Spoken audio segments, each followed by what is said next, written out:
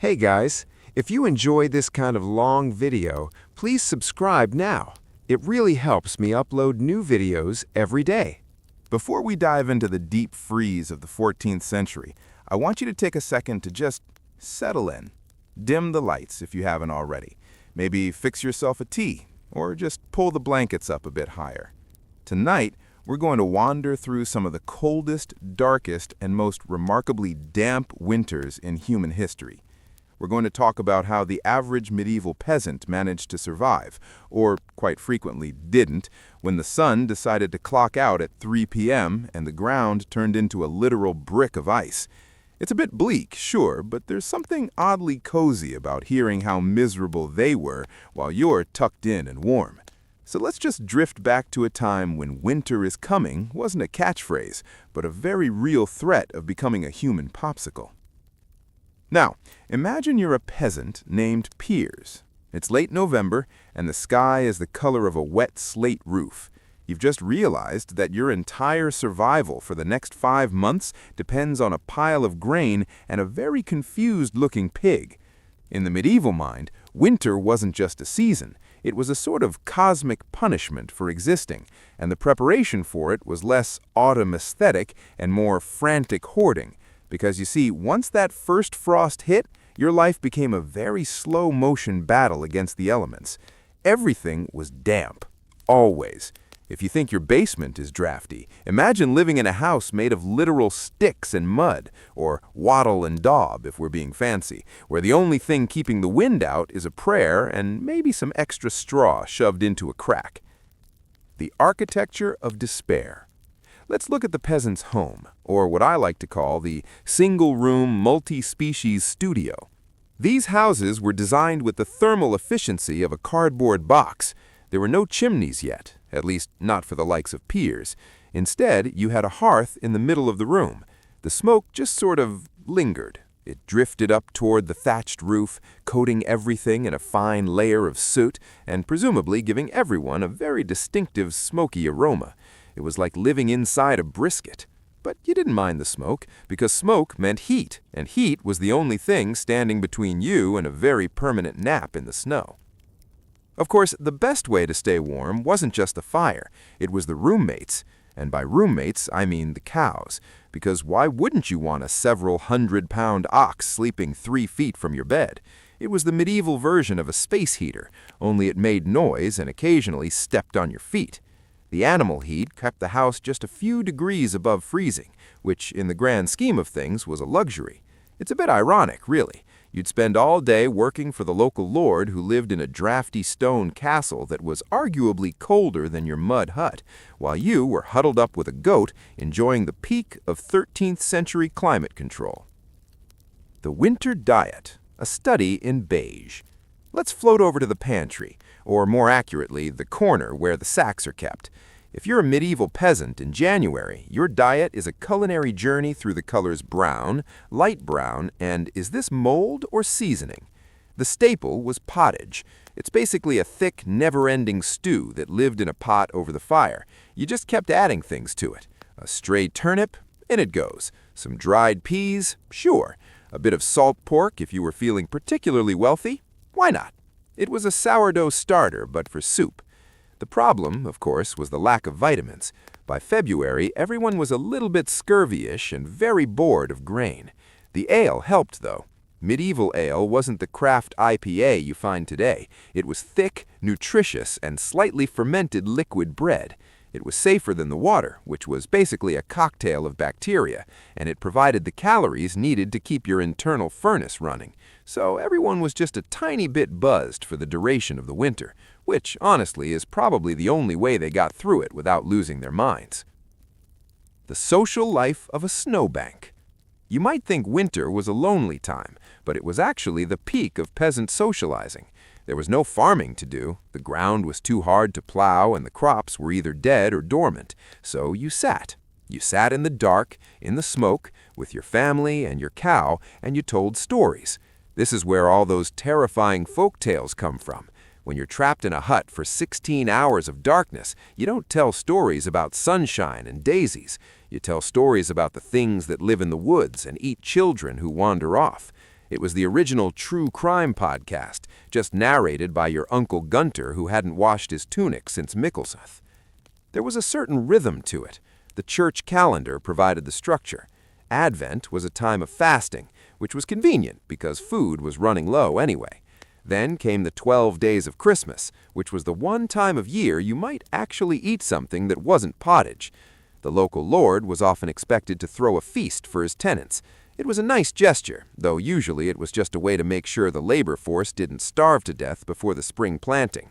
A well-fed peasant is a productive peasant, after all. The long walk to spring. But as the days started to stretch out in late February, the hunger gap began. This was the most dangerous time. The winter stores were nearly gone, the new crops hadn't even been planted, and the animals were looking increasingly thin. It was a period of quiet desperation. You'd look at the remaining grain and do the math. If I eat a full bowl today, do we survive until April? It was a grim game of caloric chess. The transition to spring wasn't a sudden burst of flowers. It was a muddy, slushy, miserable slog. But when that first green shoot appeared, it wasn't just a plant, it was a miracle. It meant you had survived another cycle. You had beaten the frost, the smoke, the scurvy, and the judgmental stares of your house cow. Superstitions, spirits, and the 12 days of misrule. So, we've managed to survive the initial freeze of November, and we've made our peace with the cow sleeping in the corner. But now, the darkness has truly set in. In the medieval world, the winter solstice wasn't just a day on a calendar. It was a cosmic cliffhanger. There was no scientific guarantee that the sun would actually decide to come back. To the medieval peasant, the world was a very thin place, and during the long, freezing nights of December, that veil between the living and the weird stuff grew especially porous. If you're tucked in now, just imagine the absolute silence of a 14th century forest in the middle of a blizzard. No engines, no electricity, just the wind howling through bare branches that looked a bit too much like skeletal fingers. It's no wonder they came up with some truly strange ways to pass the time and keep the literal demons at bay. The wild hunt and the things in the mist. During these deep winter months, you didn't just stay inside because it was cold. You stayed inside because of the wild hunt.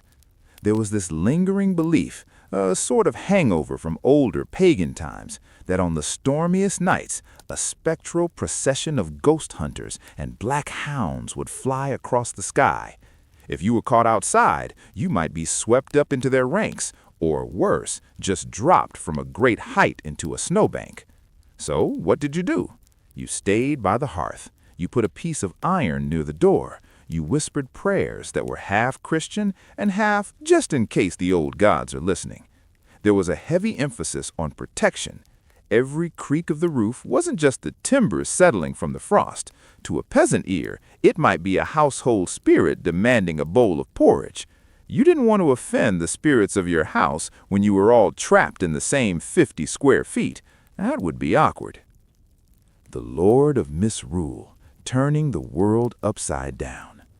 As we drift toward the Christmas season, which, keep in mind, lasted a full 12 days, the social order did something very strange. It flipped. Medieval life was incredibly rigid. You knew your place, you bowed to the Lord, and you followed the rules. But during the winter festivities, they practiced something called misrule. They would appoint a lord of misrule, who was often just a local peasant or a particularly charismatic troublemaker. For a brief window, this person was the king. They could demand silly things, lead processions of people wearing masks, and generally make a mockery of the powers that be. It was a pressure valve. The authorities figured that if they let the peasants pretend to be in charge for 12 days of drunken singing, they wouldn't spend the other 353 days planning a revolt. It was a time of mumming, which is basically the ancestor of trick-or-treating, but much more unsettling. People would dress up in animal skins or reverse their clothes, put on masks, and go from house to house. They wouldn't speak, they would just dance or play dice. If you didn't give them food or ale, they might perform some light festive vandalism. It was all very cozy chaotic. Imagine being a bit tipsy on weak ale and seeing a neighbor dressed as a goat dancing silently in your doorway. That was peak winter entertainment. The Yule log, a very long burn. Then there was the Yule log. This wasn't just a stick for the fire. It was a massive trunk of an oak tree, carefully selected and brought into the hall with a great deal of ceremony. The goal was to keep this log burning for the entire 12 days of Christmas.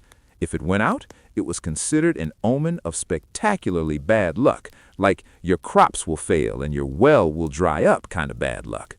The ashes of the Yule log were treated like gold. Peasants would save them and sprinkle them under their beds to protect the house from lightning, or mix them into the soil in the spring. It was a beautiful bit of practical magic. The fire represented the returning sun, a tiny spark of warmth in a world that felt like it was trying to turn into a giant ice cube. Now, we have to talk about the food again, because in the medieval mind, food and holidays were inseparable. The boar's head is a classic image, but for your average peasant, that was a pipe dream. You were more likely to get a bit of frumenty, a cracked wheat pudding boiled with milk and honey if you were lucky. The highlight was often the 12th night cake. Hidden inside was a bean or a pea. If you found the bean, you were the king for the night. If you found the pea, you were the queen. It didn't matter if you were the village's poorest laborer. For that one night, you wore a paper crown and everyone had to treat you with mock royalty. It's a bit touching, really. These people had so little, yet they found ways to make the darkness feel like a game. The blessing of the trees, wassailing. As the 12 days wound down, there was one more important task, wassailing. This usually happened in the orchards. The villagers would go out into the freezing cold, gather around the oldest apple tree, and sing to it. They'd soak pieces of bread in cider and hang them from the branches as a gift to the spirits of the tree. Then they would make as much noise as humanly possible, banging pots and pans, to scare away any lingering bad vibes or demons that might be hiding in the bark. They were basically yelling at the trees to wake up and produce fruit. It sounds silly to us, but when your survival depends on that harvest, you take the singing and the pot banging very seriously. You'd go back to your hut, shivering and smelling of cider, feeling like you'd done your bit to keep the universe running. The slow fade to Plough Monday. Eventually, the party had to end. The Lord of Misrule stepped down, the masks were put away, and the Yule log finally crumbled into white ash. The first Monday after Epiphany was Plough Monday. This was the official end of the holiday and the return to work. The transition was brutal. You went from 12 days of relative warmth, storytelling, and king-for-a-day antics back to the reality of a frozen field. But the days were getting a few minutes longer. The sun was staying up just a bit higher. You had made it through the worst of the dead months. As you lie there now, think about that silence again. No phones, no humming refrigerators, just the sound of the wind and the knowledge that somewhere under that frozen mud, the world was slowly starting to stir again. It's a quiet thought to sleep on. The Big Chill and the Little Ice Age. So, we've talked about the standard garden variety misery of a medieval winter. But now, I want you to imagine something even more intense. Imagine that one year, the spring just forgot to show up. And then it happened again the next year, and the year after that. This is where we move from the cozy, smoky huts of the 14th century into a period historians call the Little Ice Age. It's a bit of a dramatic name, but honestly, if you were living through it, it probably felt like the world was slowly being put into a permanent freezer. If you're settled in, maybe pull that duvet up a little tighter, because we're moving into the era where the rivers didn't just freeze, they became highways. And the kings of Europe realized that even all their gold couldn't buy a single ray of sunshine. The great transition from warm to not. For a few hundred years before this, Europe had actually been pretty balmy. It was the medieval warm period. Grapes were growing in the north of England, and life was, if not easy, at least predictable. But around the year 1300, the Earth's climate decided to go through a bit of a phase. It wasn't a sudden day-after-tomorrow scenario. It was a slow, creeping dampness. The summers became rainy and pathetic, and the winters became long, jagged teeth of ice that bit deep into the continent. For our friend Piers the peasant, this was a disaster in slow motion. When the rain doesn't stop in July, the wheat rots in the field. When the wheat rots, there's no bread. And when there's no bread, the cozy winter we talked about earlier becomes a desperate struggle against starvation. This was the era of the Great Famine, and it set the stage for a century of sheer atmospheric gloom. It's hard to stay optimistic when your village has been underwater for 3 months and the local priest is suggesting that maybe, just maybe, God is personally annoyed with your town's lack of piety. The frost fairs, making lemonade out of ice. As we float further into this cold snap, specifically into the 1500s and 1600s, the winters got so severe that the River Thames in London froze solid. Now, normally a frozen river is a logistical nightmare. Shipping stops, trade dies, and everything grinds to a halt. But in true human fashion, people looked at the several feet of ice and thought, you know what this needs? A pub. Thus, the frost fairs were born. Imagine a city made of canvas and wood, built entirely on top of a frozen river. There were barber shops, print shops, and even sliding areas for children. They would roast entire oxen over open fires right on the ice. Think about the physics of that for a second. Roasting a massive animal over a fire on top of a frozen river while thousands of people danced around. It's the ultimate because why not moment in history. Of course, occasionally the ice would shift or crack, and a lucky few would get an unplanned polar plunge, but for the most part, it was a bizarre, freezing carnival. It was a way for the city to laugh in the face of a climate that was trying to kill them. Royal shivers. Even kings get cold feet. Let's float over to the palaces, because if you think the peasants were the only ones suffering, you'd be wrong. Stone castles are essentially giant refrigerators. You could have a fireplace the size of a small garage, and you would still be shivering if you were more than 3 feet away from the flames. Take Louis XIV, the Sun King himself. He lived in the sprawling, gilded glory of Versailles, but during the particularly brutal winter of 1709, the Sun King was basically a frozen king. It was so cold that the wine froze in the decanters on the royal table. Imagine being the most powerful man in Europe, surrounded by gold and silk, and you can't even have a glass of Merlot because it's turned into a popsicle. The sap in the trees literally exploded because the water inside them froze so quickly. It was a time when the dignity of the monarchy was stripped away by the simple fact that everyone's nose was running and no one could feel their toes. The psychology of the long cold. What does this do to the human mind? When you live in a world that is constantly gray, damp, and freezing, your worldview changes. This is the era where we see a spike in witch trials. When the crops fail and the cows die of cold, people look for someone to blame. They didn't have meteorology, so they turned to scapegoating. It's a dark irony. The colder the weather got, the more the fires of persecution were stoked. But it also led to some incredible resilience. This is the period when people started perfecting the art of hygge before it was a marketing term. They started building more efficient chimneys, and they learned the importance of community. If your neighbor's fire went out during a little ice age blizzard, that was a death sentence, so people looked out for each other more. Or at least they tried to, between the bouts of accusing each other of weather magic. The death of the frost fairs. Eventually, the little ice age began to lift. By the mid-1800s, the winters started to soften. The Thames stopped freezing over, partly because of the climate and partly because they redesigned the London Bridge, which allowed the water to flow faster. The last great frost fair was held in 1814. A wandering elephant was even led across the ice near Blackfriars Bridge as a publicity stunt, because, of course, if you have a frozen river and an elephant, those two things must meet. When the elephant safely made it across, it marked the end of an era. The world was warming up, The Industrial Revolution was starting to pump smoke into the air, and the era of the frozen highway was over. A quiet reflection in the dark. As we close this chapter on the Great Chill, think about the silence of those old winters again. The way the snow muffled the sound of the world, making every village feel like it was the only place left on Earth. There's a certain peace in that isolation, even if it came with the risk of frozen wine and exploding trees. The people of the medieval and early modern periods didn't just survive the winter, they wove it into their identity. They sat by their fires, told their stories, and waited for a sun that they weren't always sure would return.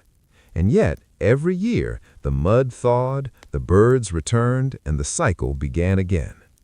I hope the chill of the Little Ice Age has made your bed feel like a warm sanctuary. We've traveled from the muddy huts to the frozen Thames, but there is still so much more to tell about how we as humans deal with the dark. So, we've covered the frozen mud, the spectral hunters in the sky, and the fact that even kings had to deal with wine-flavored ice cubes. But now I want us to lean into something a bit more intimate. And by intimate, I mean the slightly gross and deeply confusing world of medieval medicine. When you're a peasant in the year 1340 and the winter damp has finally settled into your lungs, you don't go to a doctor. Doctors were for people with titles and silk robes. Instead, you turned to Old Agnes down the lane, or you relied on a collection of folklore that was basically a game of medical telephone played over 1,000 years. Tonight, as you lie there perfectly healthy and warm, let's explore the strange, pungent, and occasionally rhythmic ways our ancestors tried to cure the winter humors. The 4 humors, why you're leaking. To understand medieval medicine, you have to throw everything you know about germs out the window. Forget bacteria, forget viruses. In the medieval mind, your body was basically a plumbing system filled with 4 liquids: blood, yellow bile, black bile, and phlegm. These were the humors. Winter was officially the season of phlegm. Think about it. It's cold, it's wet, and everyone is sneezing. Therefore, according to the logic of the time, your body was simply overflowing with cold, wet energy. The goal of any winter treatment wasn't to kill a virus, it was to dry you out and warm you up. If you were coughing, it wasn't because you had a chest infection, it was because your internal pipes were backed up with cold slime. This led to some very creative and very messy attempts at rebalancing the system. The garlic necklace and the onion poultice. If you walked into a medieval cottage in January, the first thing that would hit you wouldn't be the smell of the cow, it would be the overwhelming, eye-watering stench of onions and garlic. Peasants believed that strong smells could fight off bad air, miasma. If a disease was traveling through the cold night air, surely a sufficiently stinky onion could act as a shield. They would slice onions and leave them around the room to absorb the sickness. If you were actually sick, they'd mash those onions into a paste, wrap them in a dirty rag, and strap them to your chest. It's called a poultice. Imagine trying to sleep with a warm, mushy onion salad taped to your sternum while a goat watches you from the corner. It wasn't exactly a spa day, but the heat from the onion probably felt okay against a persistent cough. And then there was the garlic. It wasn't just for flavor, it was a holy antibiotic. They'd string it around their necks, eat it raw until their breath could peel paint, and even rub it on their feet. There was a logic there. Garlic is hot, and winter is cold. By eating the heat, you were literally fighting the season from the inside out. The bizarre pharmacy, frogs, fat, and feathers. When the onions failed, things got weird. Medieval medicine had a very, if it looks like the problem, it might be the cure vibe. Take, for example, the treatment for a sore throat. One popular remedy involved catching a frog, which is impressive in the winter, honestly, and holding its mouth open against the patient's throat. The idea was that the frog would suck the heat and the sickness out of the human and into itself. I like to imagine the frog's perspective in this historical moment, just minding its own business in the mud before being drafted into a medical career it never asked for. If you had a fever, they might use grease, but not just any grease. It had to be specific. Goose fat was a favorite for rubbing into the joints to keep the winter creak away. If you were wealthy, you might even get your hands on some mummy powder, which was exactly what it sounds like, ground-up ancient Egyptians imported from the East. People actually ate this, believing that the bitumen used in mummification held the secret to eternal health. It's a bit of a leap from "I have a cold" to "I shall eat a pharaoh," but that was the 14th century for you. Bloodletting the winter away. We can't talk about medieval medicine without mentioning bloodletting. If you were feeling sluggish and heavy during the winter, the local barber surgeon, who, yes, would cut your hair and your veins with the same kit, would suggest a little unclogging. They believed that by draining some of your blood, they were letting the excess humors escape. In the middle of a freezing winter, when you're already calorie deficient and tired, losing a pint of blood is arguably the worst thing you could do. But it gave people a sense of control. You could see the bad stuff leaving the body. It was a ritual. You'd sit there, shivering in a drafty room, watching your life force drip into a bowl, and the barber would tell you that you'll feel much lighter tomorrow. Technically, he was right, mostly because you'd be too lightheaded to stand up. The psychology of bad air. There was also a deep fear of the night air. People believed that the air itself turned poisonous after the sun went down in winter. This is why they were so obsessed with closing every shutter and stuffing every crack with straw. They weren't just keeping the cold out, they were keeping the evil vapors out. This created a very claustrophobic winter experience. You have a family of 8, a cow, a fire, and a mountain of rotting onions, all sealed inside a room with no ventilation because the air outside is scary. The carbon monoxide levels must have been astronomical. It's no wonder people saw visions of the wild hunt or heard ghosts. They were likely hallucinating from the lack of oxygen. But in their mind, the headache and the dizziness were just signs that the medicine was working. The herb wife's wisdom. Despite all the frogs and the bleeding, there was a lot of genuine herbal knowledge. The wise woman of the village knew that willow bark could dull a headache. We now know it contains salicin, basically natural aspirin. She knew that honey helped a cough and that mint could settle a stomach turned by questionable pottage.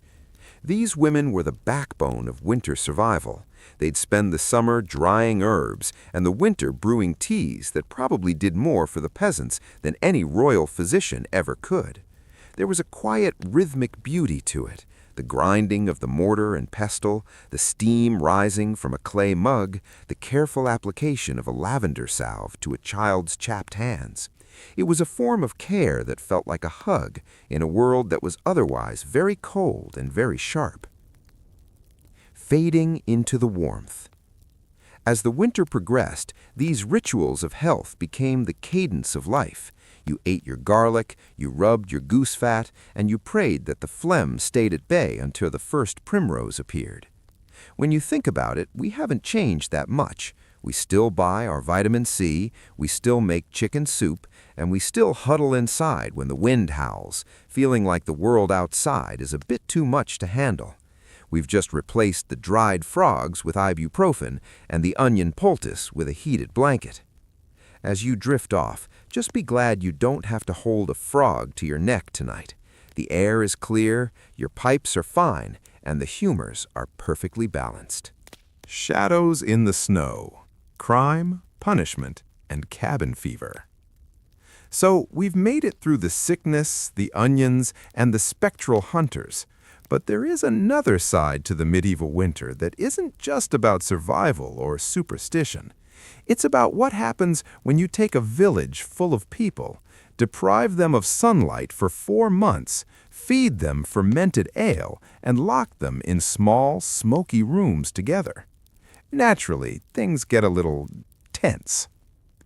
Tonight, let's drift into the darker corners of the village. While the snow is piling up against the door, the human element, with all its petty grievances and opportunistic streaks, starts to come out. Winter wasn't just a season of rest.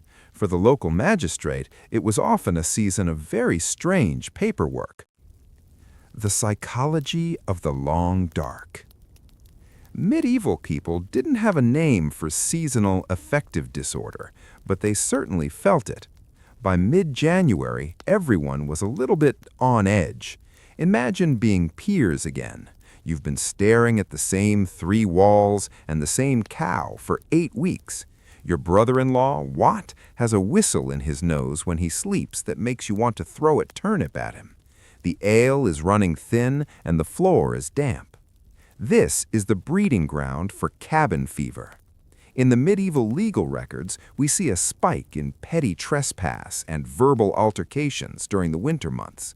People would sue their neighbors over the most ridiculous things, a disputed boundary marked by a snowbank, or a slanderous word whispered over a shared pottage pot. It was as if the pressure of the winter was squeezing their patience until it popped. It's comforting, in a way, to know that humans have been getting annoyed with their housemates since the dawn of time. The stealth of the snow. While most people were huddled by the fire, the mischievous element of society saw winter as a golden opportunity. In the summer, you can hear someone creeping through the woods from a mile away. Dry leaves crunch, birds scatter. But in winter, the world is padded in white. A foot of fresh snow is the perfect silencer for a thief. The most common winter crime wasn't some brand heist, it was wood theft. In a world where heat equals life, firewood was more valuable than gold. If you ran out of your allotted fuel and the local lord's forest was sitting right there, heavy with seasoned oak, the temptation was immense. We see countless court records of peasants being fined for gathering fallen timber, or more brazenly, felling a green tree under the cover of a blizzard. There's something almost cinematic about it. A lone figure dragging a log through the silent midnight snow, hoping the wind covers their tracks, only to realize the next morning that their trail leads directly back to their own front door. Not exactly Ocean's 11, but for a freezing peasant, it was high-stakes drama. The law of the shovel, or lack thereof. Medieval towns had very specific and often very passive-aggressive rules about winter maintenance. In many places, it was your legal duty to clear the path in front of your house. If you didn't, and a neighbor slipped and dropped their eggs, you could be taken to the manorial court. But here's the irony. Where do you put the snow? In the narrow streets of a medieval town, you usually just pushed it into the middle of the road. This created a sort of permafrost trench that made travel nearly impossible. The authorities would issue decree after decree, but the peasants were masters of malicious compliance. They'd clear their doorstep by piling the snow directly in front of the neighbor they liked the least. It was a cold, white version of a neighborhood feud that could last until the March thaw. Winter vagabonds and the fear of the stranger. Winter was also a time of deep suspicion. If a stranger showed up in your village in July, they might just be a traveler or a seasonal worker. If they showed up in January, they were viewed with absolute terror. Why were they moving? Who were they running from? Because travel was so dangerous, anyone on the road during a freeze was assumed to be a criminal or a masterless man. Towns would often double their night watch during the winter solstice. The watch and ward system meant that able-bodied men had to take turns standing at the town gates, shivering in their wool cloaks, staring into the darkness. They weren't just looking for armies, they were looking for shadow creepers, people who used the long nights to move stolen goods or escape a debt. The cold justice. If you were caught committing a crime in winter, justice was often as harsh as the weather. Because the courts didn't meet as frequently when the roads were blocked, you might spend weeks in a jail that was essentially a stone cellar. In the winter, a 2-week sentence for stealing a chicken could easily turn into a death sentence via hypothermia. There was a certain flatness to the law in winter. The authorities wanted everyone to stay put. If you broke the peace, you weren't just offending the law, you were endangering the survival of the community. A fire started by an arsonist in a thatched roof village during a winter gale was a catastrophe that could wipe out everyone. Consequently, the punishments for fire negligence or winter brawling were swift and designed to discourage anyone else from getting creative with their cabin fever. The return of the light. As we moved towards the end of February, the legal tension started to lift along with the frost. People began to filter out of their houses, the wood thieves went back to being regular farmers, and the slanderous lawsuits were often settled with a pint of ale and a handshake once the sun returned. It's a strange thing to think about, the way the climate dictated our morality. When the world is frozen, we become more protective, more suspicious, and a little bit more desperate, but we also become more reliant on the rules that keep us together. As you lie there in your peaceful, law-abiding room, just be glad that no one is tracking your footsteps in the snow to see if you've borrowed some wood fire. The streets are clear, the neighbors are quiet, and the only misrule happening tonight is your own decision to stay up just a little bit longer to hear one more story. The thaw, the mud, and the ritual of the plow. So we've made it. We've survived the frozen floors, the smoky pottage, the questionable medical frogs, and the urge to sue our neighbors over a pile of snow. The world is finally starting to change. If you're tucked in now, take a deep breath. Imagine that the air coming through the window isn't quite as sharp as it was a week ago. It's still cold, yes, but there's a new smell, the scent of wet earth and waking roots. Tonight, we finish our journey. We're going to talk about the transition from the dead months to the living months. It wasn't a sudden burst of sunshine and butterflies. In the medieval world, spring was a messy, exhausting, and deeply ritualistic affair. It was the moment the peasants stood up, stretched their stiff joints, and realized that the hard work was only just beginning. The muddy reality of February. We often romanticize spring, but in the Middle Ages, the end of winter was arguably the ugliest time of year. Historians call it the thaw. All that snow we talked about earlier, it doesn't just disappear, it turns into a thick, gray, soul-crushing sludge. The roads didn't just become wet, they became rivers of mud that could swallow a cartwheel whole. For peers, this was the season of the squelch. Everything you touched was damp. Your boots were permanently caked in a mixture of melting ice and manure. But despite the mess, there was an electricity in the air. The hunger gap was at its peak. The grain bins were dusty, and the cows were looking like skeletons covered in fur. But the light was staying in the sky until 5, maybe even 6 o'clock. To a person who spent December in near total darkness, that extra hour of gray light was like winning the lottery. Plow Monday, the first grudge match of the year. The official return to work happened on the first Monday after Epiphany, known as Plow Monday. But because this was the Middle Ages, they didn't just walk out into the field and start digging. They had to make a spectacle of it. The village's young men would dress up in their best mumming gear, often decorated with ribbons and soot, and they would drag a decorated plow through the streets. They would go from door to door, asking for plow money to fund a final winter feast. If a wealthy farmer or a stubborn neighbor refused to give them a few coins, the boys would take that plow and literally rip up the ground right in front of the person's door. It was a very medieval way of saying, "Don't be a Scrooge, we're all in this together." It was a ritual of reclamation.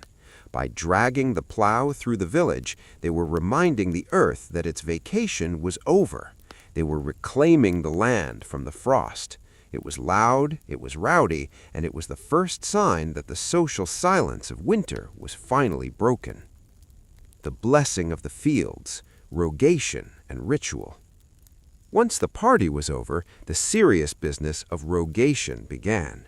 The local priest would lead the villagers on a long walk around the boundaries of the parish. They'd carry banners, sing psalms, and stop at certain trees or stones to offer prayers. They weren't just being religious, they were being practical. This was how they marked their territory.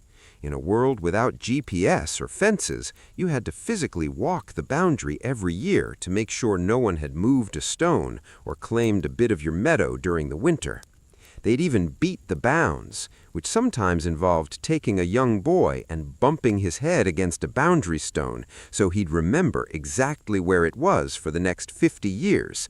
A bit harsh for the kid, maybe, but it kept the peace between villages. They were asking for protection from late frosts, from locusts, and from the blight. They knew that surviving the winter was half the battle. Now they had to make sure the earth actually fed them. The first green, survival food. As the frost retreated, the first things to grow weren't the precious crops like wheat or barley. It was the weeds. But in March, a weed is just a salad you haven't met yet. Peasants would scour the hedgerows for wild garlic, nettles, and dandelions. These bitter greens were the first fresh vitamins they'd had in months. We now know that these plants are packed with iron and vitamin C, which was exactly what their scurvy-ridden bodies needed. They'd boil the nettles into a soup, which honestly isn't half bad, and feel the life coming back into their limbs. It was the medieval version of a detox juice cleanse, with significantly more dirt involved. The return of the birds and the lords. With the thaw came the return of movement. The roads began to dry out, which meant the tax collectors, the wandering friars, and the royal messengers started appearing again. The village was no longer an island. The local lord would begin checking his estates. He'd want to know how many sheep had died in the February blizzards and how much seed was left for the spring sowing. The cozy isolation of the smoke-filled hut was over. The hierarchy was back in full force. Piers was no longer king for a day or a lord of misrule. He was once again a man with a debt to the land and a duty to his master. But there was a lightness to it. The heavy, oppressive weight of the long dark had lifted. You could walk to the next village without fearing the wild hunt. You could sit on your doorstep and feel the sun, actually feel it on your face for the first time in months. Closing the great winter book. As we finish our long, sleepy monologue, I want you to think about that transition. The medieval winter was a test of endurance, a test of faith, and a test of how much you can tolerate the smell of an unwashed cow. But it was also a time of deep, profound rest. In our modern world, we've largely lost the rest part. We have lights that keep us awake, heaters that keep the seasons away, and jobs that don't care if it's June or January. We've gained comfort, but maybe we've lost that incredible bone-deep relief that Piers felt when he saw the first green shoot break through the mud. Tonight, as you drift off to sleep, try to channel a little bit of that medieval peace. You are warm, you are safe, the grain bins of your life are full, and the wild hunt is just a story. The sun will be back tomorrow right on schedule, and you don't even have to pray for it. The winter is long, but it always ends. And for tonight, the story is done. The Gilded Shiver, Renaissance Courts and the Art of Freezing in Style. We've spent a long time in the mud with Piers and his cow, haven't we? It's been a journey of damp wool and onion poultices. But as we transition out of the medieval village, I want us to float upward, past the thatched roofs and the muddy lanes, and drift toward the towering stone walls of the Renaissance palaces. You might think that moving from a peasant's hut to a king's court would mean moving from cold to warm. But honestly, it was often just a transition from shivering in brown to shivering in silk. Tonight, as you settle deeper into your pillows, let's explore the absurdly beautiful and deeply uncomfortable world of the Renaissance elite during the winter months. Because if there's anything more sleepless historian than a peasant surviving on turnips, it's a duchess in 3 layers of velvet, desperately trying to look majestic while her breath turns to mist in her own ballroom. The architecture of the icebox. By the 15th and 16th centuries, the wealthy started building bigger. They wanted high ceilings, massive windows, and long, echoing galleries. It was the architectural equivalent of a flex. But in the winter, these galleries became wind tunnels. Stone is a wonderful conductor of cold. It drinks up the frost and radiates it back at you with a chilling efficiency. Imagine walking down the Hall of Mirrors or a Tudor long gallery in January. The floors were often cold marble or polished wood. There was no carpet. Carpets were for walls, tapestries, or for the very rich to put on tables. So the chill climbed up through the soles of your shoes. The nobility lived in a perpetual elegant huddling. They moved from fireplace to fireplace, like travelers crossing a desert from oasis to oasis. If you were seated too far from the hearth at a royal banquet, you weren't just unlucky, you were essentially being socially and physically frozen out. Fashion versus frostbite, the velvet armor. Renaissance fashion was many things, elaborate, expensive, and symbolic, but it was rarely practical. However, winter was the one time when the more is more approach actually served a purpose. This is the era of the doublet and the gown layered with fur. If you see a portrait of Henry VIII looking particularly wide, it's not just because he enjoyed his meat pies, it's because he's wearing layers upon layers of silk, wool, and linen, topped with a massive surcoat lined with the fur of 1,000 sables. Fur wasn't a fashion statement, it was a life support system. For the ladies, the situation was even more complex. They had the farthingale, that giant hoop skirt that made them look like a bell. While it looked ridiculous, it actually created a little microclimate. Underneath those skirts, they might have multiple petticoats and even small heated bricks or metal containers filled with hot coals called foot stoves. So while their top half was draped in stiff, cold lace and jewels, their bottom half was basically a small portable sauna. It's a very strange mental image, a queen maintaining a stoic, icy gaze while her ankles are enjoying a 40°C tropical breeze.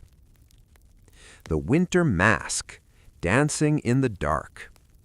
To pass the long nights, the Renaissance courts invented the mask. These were incredibly expensive, choreographed performances involving costumes, music, and a lot of very dangerous candles. Imagine a room filled with hundreds of people in masks dancing under the glow of beeswax candles. It was beautiful, but it was also a sensory overload designed to distract everyone from the fact that it was -5 outside.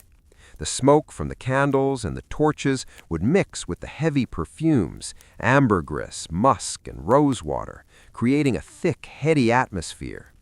People would faint, not just from the tight corsets, but from the lack of oxygen and the sheer intensity of the festive heat.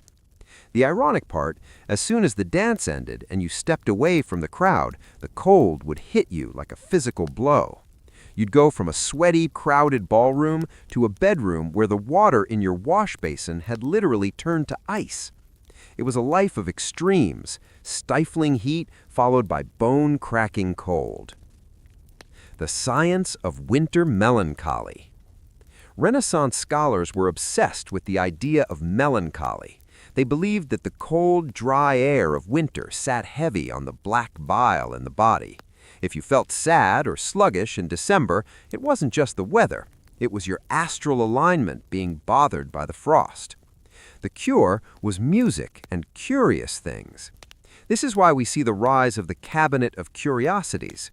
A duke might spend his winter afternoons staring at a dried pufferfish, a piece of unicorn horn, narwhal tusk, or a complex clockwork toy. It was about keeping the mind warm and active so the winter sadness wouldn't settle in the blood. They'd drink spiced hippocras, a wine heated with ginger, cinnamon, and sugar, which was essentially a Renaissance hug in a cup. The royal commode, a chilly business. We have to talk about it because it's the ultimate equalizer, the bathroom situation. In a Renaissance palace, the garderobe was often just a small room built into the thickness of the outer wall, with a hole that dropped directly into a moat or a cesspit. In the winter, these rooms were, let's just say, bracing. The wind would whistle up through the drop, creating a draft that I'm sure made everyone finish their business with record-breaking speed. Some kings had groom of the stool, whose job included making sure the royal seat was padded and hopefully not freezing. It's one of those historical details that reminds you that no matter how much gold leaf you put on your ceiling, you're still at the mercy of the January wind. The beauty of the frost. But for all the discomfort, the Renaissance mind found a way to see the beauty in the winter. This is the era where we see the first great winter landscapes in art. Think of Peter Bruegel's Hunters in the Snow. They began to capture the way the light hits the ice, the way the sky turns a pale, translucent violet at dusk, and the geometric perfection of a snowflake. They turned the winter into a stage. They held ice tournaments where knights would joust on frozen lakes, and they commissioned ice sculptures that would melt as soon as the sun came out, the ultimate display of disposable wealth. Floating into the night. As we leave the Renaissance palace and its shivering dukes behind, I want you to think about the contrast. From the mud of the village to the marble of the court, the human story of winter remains the same. We find ways to light a fire, we find ways to tell a story, and we find ways to wait. The velvet is heavy, the fire is crackling, and the shadows on the tapestry are dancing slowly. You don't have to wear a farthingale, and you don't have to worry about the black bile of melancholy. You can just be. The iron grip, Arctic voyagers, and the silent white. So we've moved from the drafty stone galleries of the Renaissance into something much, much colder. If the medieval village was about surviving the damp and the Renaissance court was about freezing in style, then tonight's chapter is about the people who actively went looking for the cold. We're drifting into the 19th century, the era of the great Arctic explorers. If you're tucked in, maybe take a second to adjust your blankets, because we are heading into a world where the thermometer doesn't just drop, it breaks. We're talking about men like Sir John Franklin, Henry Hudson, and the crews of ships with names like Erebus and Terror.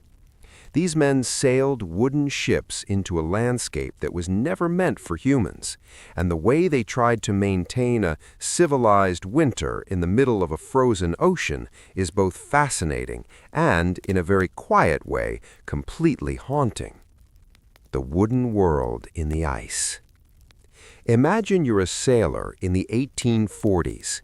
You're on a ship that has been intentionally sailed into a pack of ice until it can't move.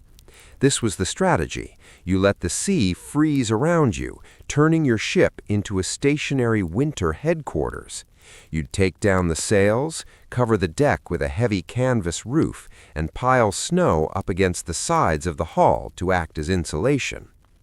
Inside, the ship became a strange, cramped version of a Victorian gentleman's club. They had libraries with thousands of books, mahogany desks, and even printing presses to make their own newspapers. It was a bizarre attempt to transplant London society into a place where the sun doesn't rise for 3 months.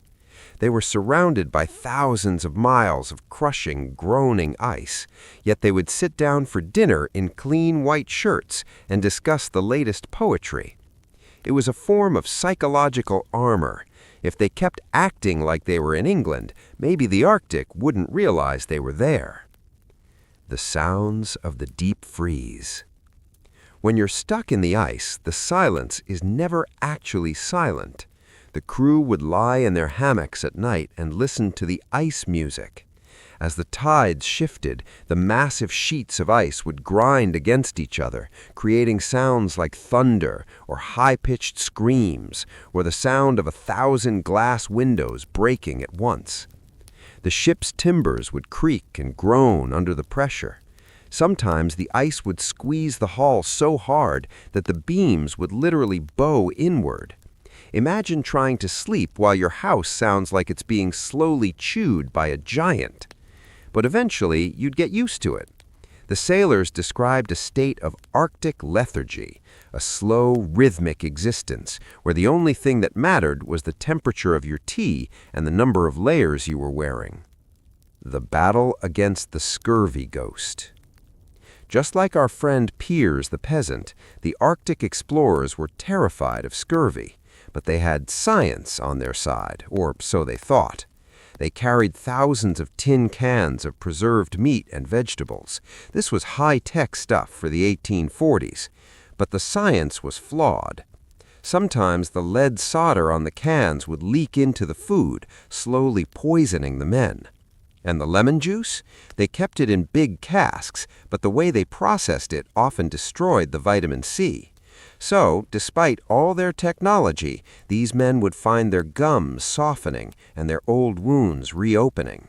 It's a tragic irony. They had the best equipment in the British Empire, but they were still being defeated by the same biological clock that governed a 14th century village. They were trapped in a gilded cage of Victorian progress, slowly fading away in the dark. Keeping up appearances. The Arctic Theater. How do you stop 80 men from losing their minds when it's been dark for 60 days? You put on a play, of course. The Royal Navy was big on theatricals.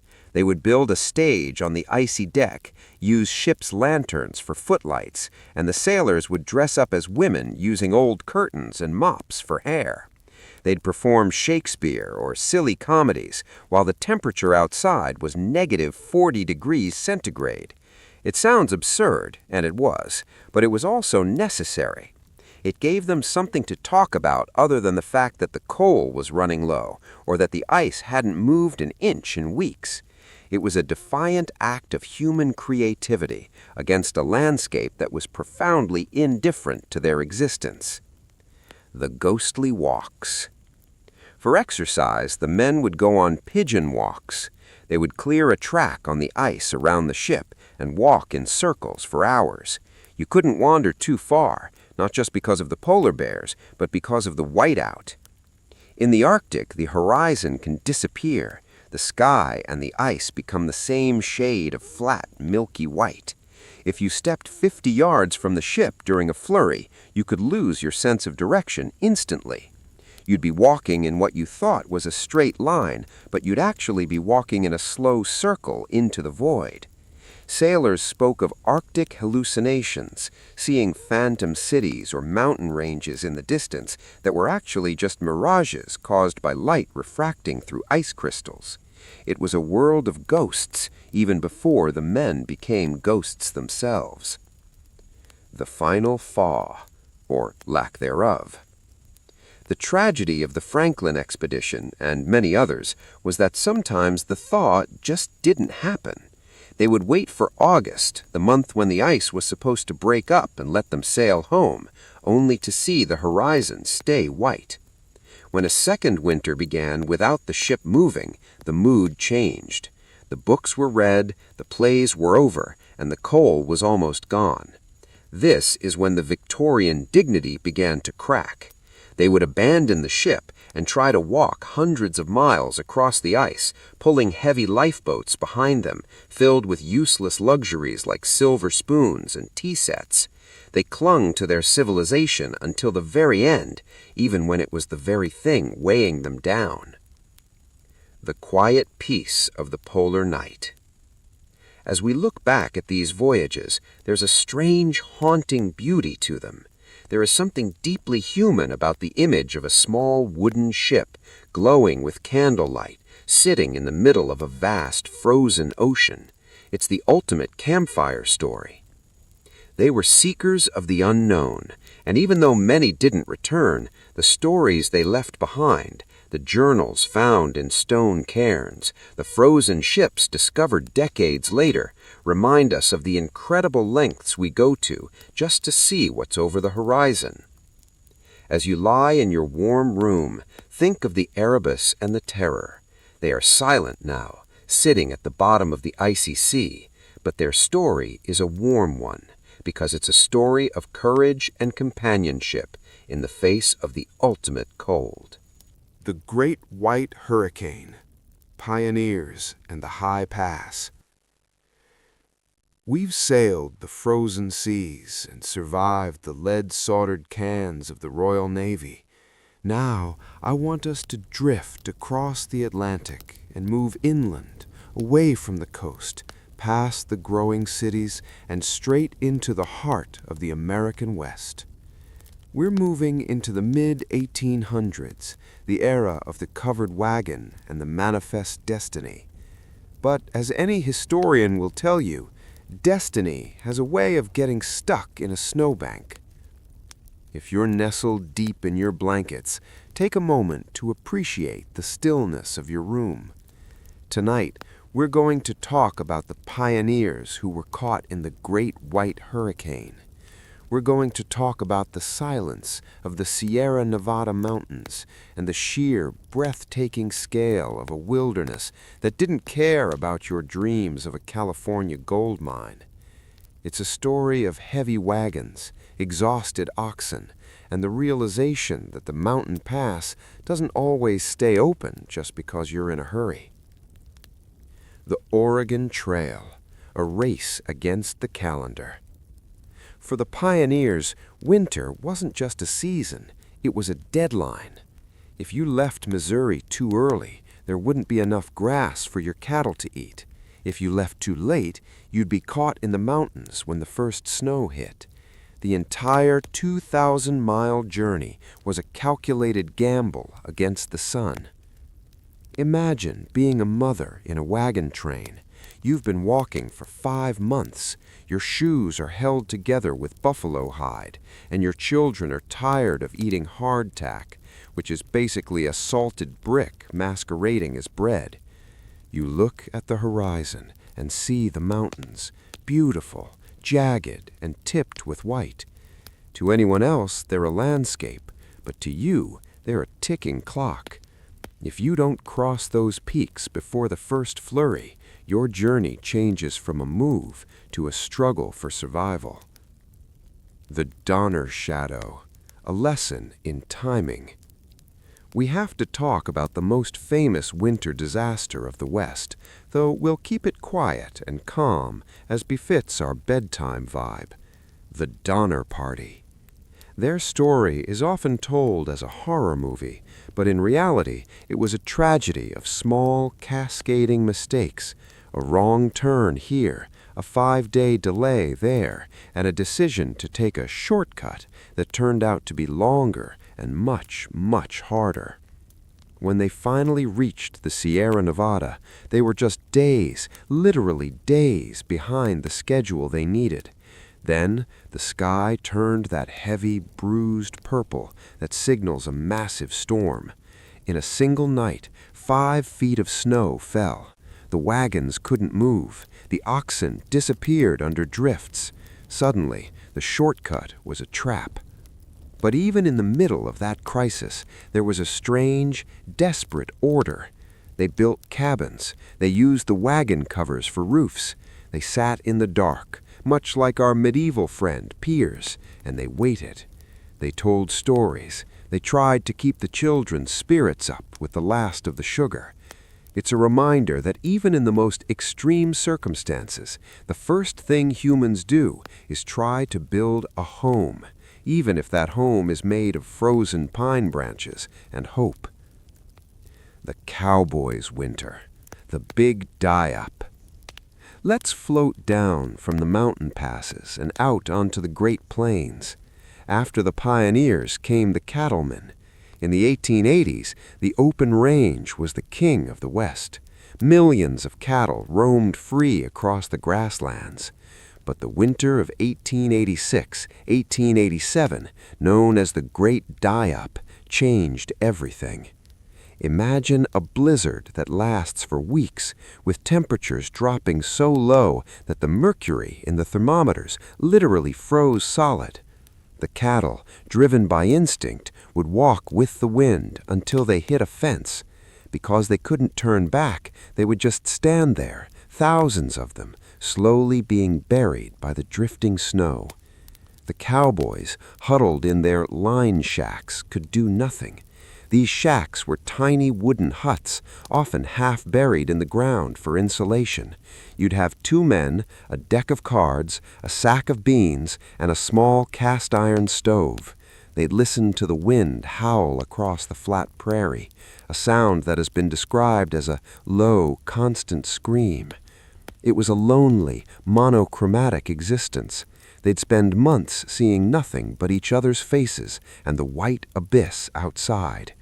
When spring finally came, the cattle industry was decimated, but the legends of those lonely, frozen winters became the backbone of Western folklore.